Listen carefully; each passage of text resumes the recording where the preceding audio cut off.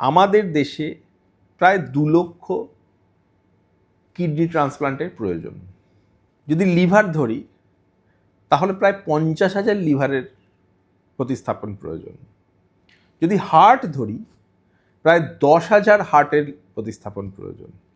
এবং লাংস ধরি যদি, তাহলে কম করেও প্রায় 5,000 লাংসের প্রয়োজন। এবং কর্নিয়া যদি ধরি সেক্ষেত্রে সে সংখ্যাটা দাঁড়াবে প্রায় 8 লক্ষ থেকে তারও বেশি। কিন্তু এই অঙ্গ আমরা কি পাচ্ছি? এই যে এত মানুষ যে তাদের অঙ্গের দরকার, সেক্ষেত্রে আমরা সেই টার্গেটটা কি অ্যাচিভ করতে পারছি? তাহলে এই বিপুল পরিমাণ মানুষ যারা end stage kidney disease, end stage liver disease, end stage heart failure কিংবা একটা এন্ড স্টেজ লাং ডিজিজে ভুগছেন, তারা কি কিন্তু এই 6 মাস 1 বছর ওয়েটিং পিরিয়ড তাদের পক্ষে বেঁচে থাকা সম্ভব নয়, এবং তারা আস্তে আস্তে আস্তে আস্তে মারা যাচ্ছেন। তাহলে কিভাবে সম্ভব এই বিপুল পরিমাণ অঙ্গের যে প্রয়োজন সেটাকে মিটানো? অঙ্গদান হচ্ছে তার একমাত্র উপায়।